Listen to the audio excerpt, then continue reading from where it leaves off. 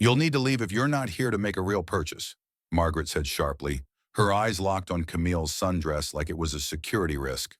Without flinching, Camille reached into her cloth tote, pulled out her phone, and said calmly, "Then I'll just call the owner. He'll know how to handle this." 5 minutes later, every smirk in the room vanished when the regional director walked in and greeted her with four words that shattered the showroom's pride. "Good afternoon, Ms. Harper." The late morning sun blazed over Palm Springs, casting gold across the mirrored windows of Paramount Lux Auto, Southern California's sleekest luxury car dealership. Behind the wheel of a sun-faded tan SUV, Camille Harper sat for a quiet moment, engine off, watching through the windshield as two valet staff rearranged a row of polished coupes like they were pieces on a private chessboard. She smiled faintly. She wasn't here to make an entrance. Quite the opposite. Today was about truth, the unfiltered kind. Camille stepped out of the SUV, the soft cotton of her faded yellow sundress fluttering slightly in the warm breeze. Her sandals were simple, practical. Her brown curls were loosely tied back. In one hand, she carried a well-worn cloth tote bag, the kind you'd find at a Saturday farmer's market. Not a single designer label touched her body. That was the point. Camille Harper, 44, was no ordinary walk-in. She was the newly minted owner of Paramount Lux Auto, having closed the deal just 2 weeks earlier through a quiet acquisition made through her holding company. Not a soul inside the building knew that yet, and that's exactly how she wanted it. As she crossed the expansive parking lot, her eyes swept the building. Tall glass chrome accents, a fleet of Bentleys, and electric sports cars lined like trophy fish on display. Everything screamed status, prestige, carefully controlled perfection. Camille took a deep breath and pulled the showroom door open. Cool air whooshed around her, instantly laced with the scent of new leather industrial polish and the faint top note of something floral, likely piped in from a fragrance diffuser meant to simulate success. But colder than the air were the eyes. The reception desk sat like a command post at the center of the showroom. Behind it, a young woman with sleek blonde hair tapped rapidly on a keyboard. She didn't look up. Not until the sound of Camille's sandals gently slapped against the marble floor. Then she raised her gaze. Hazel eyes flicked from Camille's sandals to her sundress, then to the canvas tote. "Can I help you?" the woman asked with a forced smile, her tone clipped. Camille smiled warmly. "Just browsing." The receptionist, Jenna, according to the small tag pinned discreetly to her tailored blouse, muttered something barely audible, then looked past Camille, clearly expecting someone else to follow. When no one did, her expression shifted. Polite curiosity turned into silent dismissal. She nodded, gestured vaguely toward the nearest car row, then returned to her typing, one perfectly manicured nail clicking with each keystroke. Camille turned, glancing around. The showroom gleamed under pendant lights, every detail curated. Cars arranged by tier, starting with sporty coupes and working up to rare imports. The floors were immaculate, but the vibe was clinical, sanitized. And within it, subtle condescension hung like background noise. From across the room, Camille caught sight of two men in sleek dark suits standing near the convertible section. One, a tall, broad-shouldered man with gelled hair and an overly tight tie, nudged the other. "Logan," he murmured with a smirk, "free coffee guest 12 o'clock.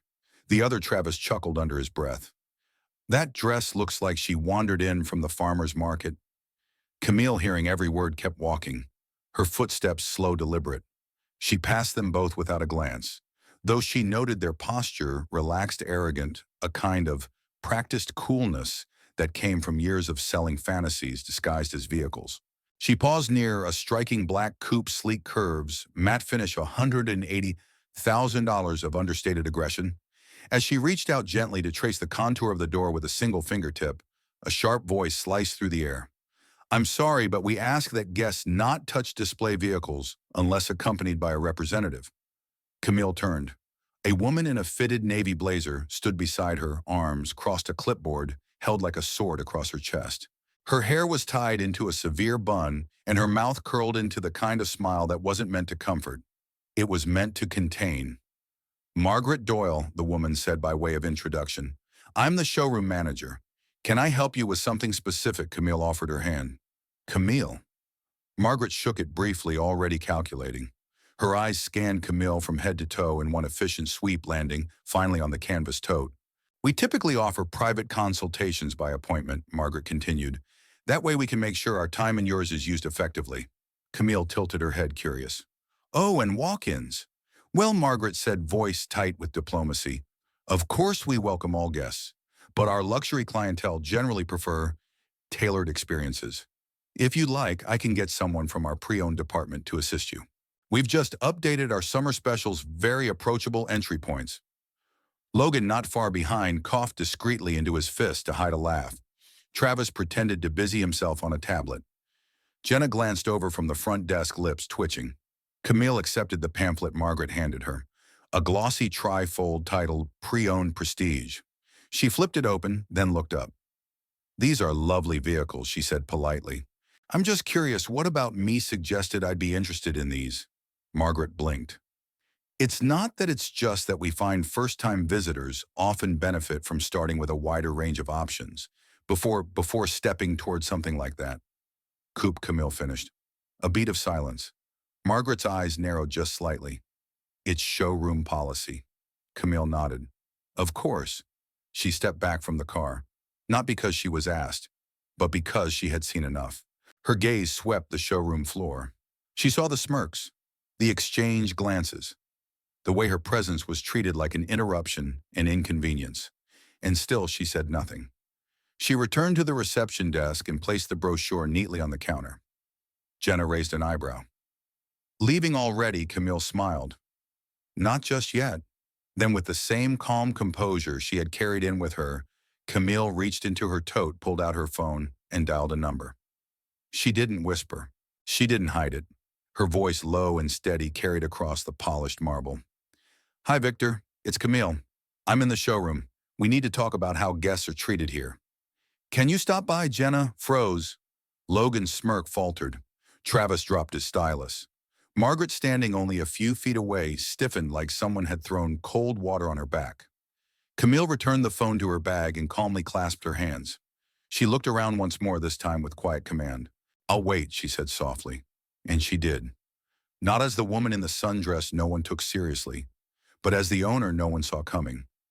The silence that followed Camille's words hung in the air like a held breath, thick and charged. She didn't move, didn't fidget, didn't glance at the clock or her phone. She simply waited, her calm presence in that sundress now radiating a quiet authority that unsettled the entire room. Jenna shifted uncomfortably behind the reception desk, the rhythm of her typing forgotten. Travis, still clutching his tablet, leaned ever so slightly toward Logan and whispered, She's bluffing, right? But even as he said it, his voice lacked conviction. Logan didn't respond. He was too busy staring at Camille, watching as she stood there with the composed stillness of someone used to boardrooms, not begging for attention, but expecting it. Margaret Doyle stood frozen halfway between her usual stance of superiority and something that now resembled confusion. Her clipboard, once a badge of command, felt suddenly awkward in her hands. Excuse me, she said, forcing a small, brittle smile. Who did you say you just called? Camille's eyes met hers steadily. Victor Langston, Regional Operations Director. He's on his way. Margaret opened her mouth to speak, but no words came out. Her throat worked, her jaw tightened, but she couldn't summon the usual dismissive tone. She looked around at her staff, at Camille, at the front entrance, like someone realizing the ground had shifted beneath her polished heels. Barely 5 minutes later, the automatic doors swished open, and in walked Victor Langston. Tall, composed, and dressed in a crisp gray suit, he moved with the confidence of a man used to high stakes and higher expectations. He didn't glance at Jenna. He didn't nod at Travis or Logan. His eyes locked on Camille instantly, and his stride quickened. Ms. Harper, he said, extending a hand with warmth and unmistakable deference. I came as soon as you called. A jolt ran through the room. You could feel it, the abrupt ripple of realization spreading like a crack across glass. Camille returned the handshake with a composed smile. Thank you, Victor. I appreciate it. And just like that, the illusion shattered. Margaret's eyes widened. Ms. Harper, she stammered. You're the— Camille turned to her, still calm. The owner. Yes. I acquired Paramount Lux Auto 2 weeks ago through Langston Holdings. I wanted to experience the dealership's culture without announcement. Gasps echoed across the space like stray gunshots. Jenna's mouth hung slightly open. Logan took a step back, bumping into a display pedestal. Travis dropped his tablet, the clatter sharp against the stone floor. Victor surveyed the stunned faces. I think he said firmly we should gather everyone for an immediate staff meeting. Ms. Harper has some things to share. Margaret nodded stiffly, her expression blank, her body still as if carved in ice. Of course, she whispered. Right away. Within minutes, the entire sales and support team assembled in the dealership's sleek glass-walled conference room just off the main floor. The shift in atmosphere was palpable. Gone were the smirks, the whispers, the lazy posturing. Every seat was filled. Phones silenced, eyes forward. Camille entered last, flanked by Victor. She didn't need a clipboard or a name badge. Her presence was enough. She walked to the head of the table, took her seat, and folded her hands in front of her. She waited, not for effect, but because silence when owned is more powerful than any raised voice. When she finally spoke, her voice was soft, unhurried. This morning, she began, I walked into this dealership like any other woman might. No announcement, no entourage, no designer heels or flashy jewelry, just me in a sundress and sandals, curious to see how I'd be treated. She paused, scanning the room. No one looked away. Not now. I was ignored, smirked at, talked down to, shuffled toward used inventory because of how I looked, because I didn't fit the profile. Logan shifted in his seat. Jenna stared at her lap. Travis looked like he wanted to disappear into the leather upholstery. Camille continued, her tone never rising. Let me be clear, this isn't about me being offended. I've faced worse. I've built companies from the ground up and walked into boardrooms where no one expected the black woman at the table to be the one signing the contracts. But what happened here today wasn't just poor customer service. It was cultural. She let that word sit. Cultural, she repeated, meaning it's baked in, normalized. So normal that no one questioned it when a guest was judged within seconds of walking through the door. Margaret looked up, her eyes glossy. Ms. Harper, I didn't know. Camille met her gaze. That's the problem, Margaret. You didn't know because you didn't care to ask. You saw a sundress and sandals and assumed I wasn't worth your attention. You handed me a brochure for used cars without asking my name, my needs, or my purpose. You made me invisible. And that invisibility, her voice tightened slightly, is what too many people experience in places like this. Victor stood beside her, arms crossed, silent but firm. This was her stage, her story. Jenna raised her hands slowly, eyes wide with shame. Ms. Harper, I'm so sorry. I laughed when I shouldn't have. I judged. I just assumed. Camille held up a hand gently. Thank you for admitting that, Jenna. It matters, but don't apologize because I'm the owner. Apologize because what you did was wrong, no matter who I was. The room held its breath. Camille stood, her posture regal despite the casual cotton dress. Effective immediately, she said, this dealership will undergo a full retraining program, not just in sales techniques or client engagement, but in respect, empathy, and inclusion. You will learn not just how to sell cars, but how to treat people. She looked directly at Logan, then Travis. Because if someone walks in wearing flip-flops and carries a cloth tote, they deserve the same attention and dignity as the person in Gucci loafers. No one argued. No one moved. I'm not here to fire people, she said plainly. I'm here to fix something broken. But I won't tolerate a culture that makes anyone feel less than. Then more softly, you judged me by what I wore. But real professionalism isn't measured in fashion. It's measured in character, in how you treat the person who can't do anything for you. Victor finally spoke, his voice proud and clear. What Ms. Harper demonstrated today is leadership and a mirror. What you saw in her is what you reflect back at your customers. And if what you reflect is judgment, exclusion, or arrogance, then we've failed. Camille's final words were quiet but resolute. I gave everyone in this room a chance to show me who they are. Most of you failed that test. But I believe people can change. I've seen it. I expect better starting now. And with that, she sat down again. No applause followed, only a deep, echoing silence, the kind that lingers when people are forced to face not just someone else's truth, but their own. The silence after Camille's final words in the conference room wasn't just the absence of sound, it was the weight of truth settling over every person in that glass-walled space. No one dared to shift in their seat. No one looked at their phone. It was the kind of stillness that followed a lightning strike, sharp, raw, and impossible to ignore.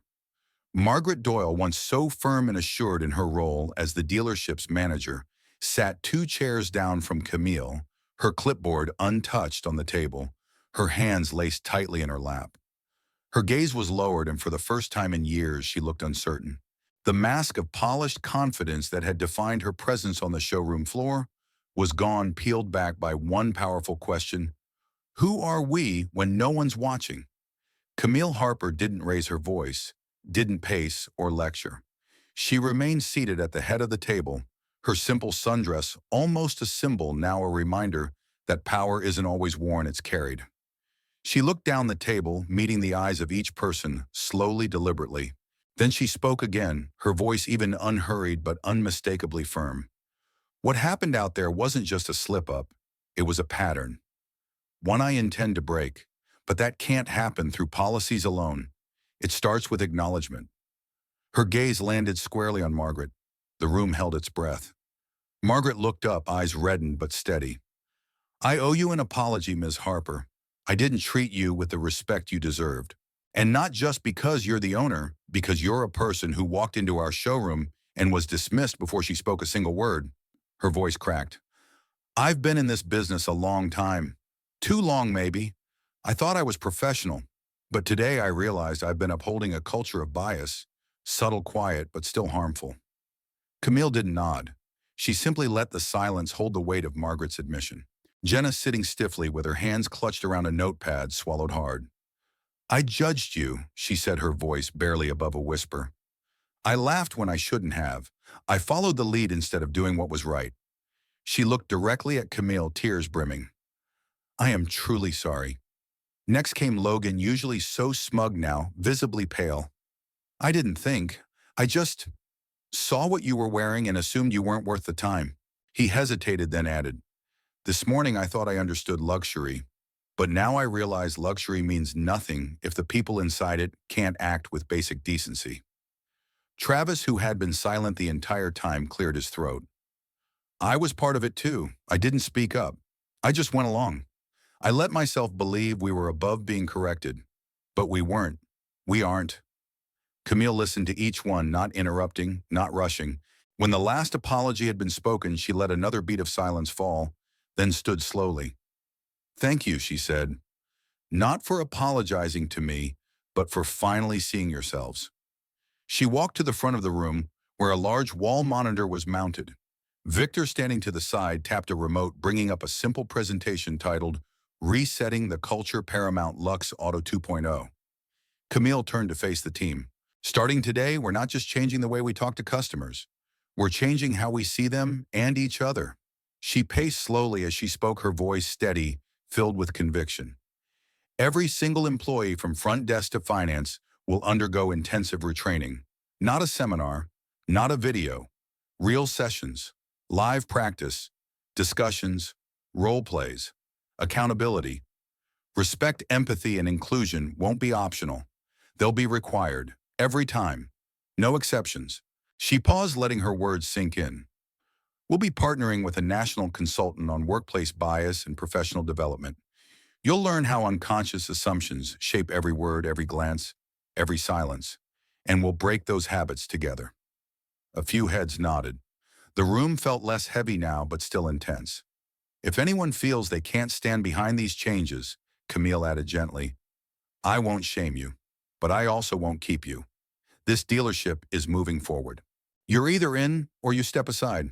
Margaret looked up. I'm in. Her voice was quiet but certain. I want to relearn. I want to lead differently. I want to do better. Camille nodded. Then let's start. She returned to her seat. We'll also be implementing anonymous customer feedback tools, mystery shoppers, and quarterly culture reviews. Not to punish, to grow. She looked around the table. There are people who walk through our doors every day, mothers, veterans, young professionals, retirees who've worked their whole lives to step into a place like this.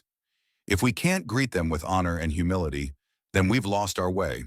Victor spoke then, backing her fully. I've worked with many executives, Few are brave enough to test their team the way Camille did, and fewer still are willing to do the work after seeing the truth. What you do now, how you rebuild from this will define your careers. Camille took a breath, her final words clear. This isn't about me. I'm not asking for special treatment. I'm asking for better treatment for everyone. As the meeting wrapped, the chairs shifted, but no one rushed to leave. Something unspoken had cracked open. Logan walked over to Jenna, murmured something, and they nodded in silent agreement, perhaps the beginning of accountability between them. Travis lingered near the door, not with shame now, but with thoughtfulness. Margaret approached Camille as the room cleared, stopping just short of her.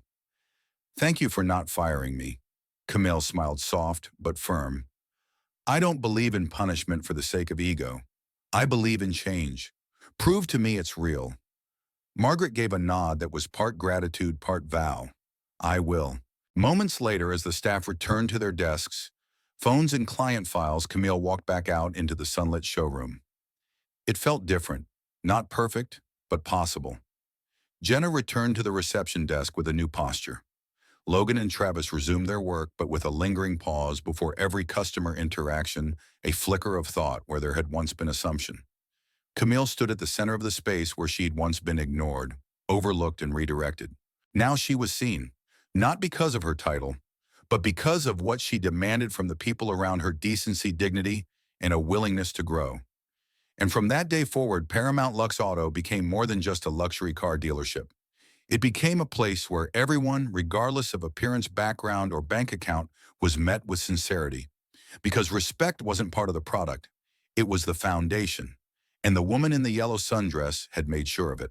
In a world obsessed with appearances, today's story reminds us that character always outranks clothing, and true leadership doesn't come from a title.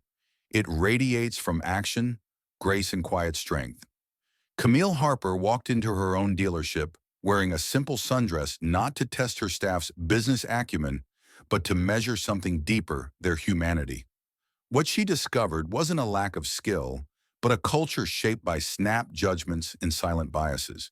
The lesson is clear: how you treat people when you think they have nothing to offer you says everything about who you are. The receptionist, the manager, the sales team, they didn't see a client, much less an owner. They saw a stereotype, and they acted on it. But Camille's calm presence didn't just expose their prejudice, it gave them a chance to transform. She didn't lash out, she led. For anyone listening today, whether you run a business, greet guests at a front desk, or simply hold a conversation with a stranger at the grocery store, let this story challenge you. Challenge you to pause before you judge, to greet every person with dignity, regardless of how they dress, what they drive, or how they speak. Because behind every ordinary appearance might stand an extraordinary person. If you're in a position of leadership, ask yourself, what kind of culture are you quietly allowing to grow under your watch? Are you measuring performance solely by numbers and polish? Or are you making space for kindness, humility, and accountability? And if you've ever felt dismissed or underestimated, remember, Camille, you don't need to shout to be powerful. You don't need to prove yourself to those who can't see your worth. Sometimes the most profound shifts begin with silent strength in a single moment of truth. At US Daily Story, we believe in telling stories that reflect the quiet courage and everyday battles so many people face and overcome with dignity. If Camille's story resonated with you, please share it with someone who needs to hear it. Let's keep spreading the message that respect should never be earned by appearances. It should be given freely as a starting point. Thank you for listening and spending part of your day with us. Your support means everything. If you haven't already, hit that subscribe button, and don't forget to leave a comment about a time you were underestimated or about someone whose grace left a lasting impression on you. Until next time, stay kind, stay grounded, and always stand tall, even in a sundress.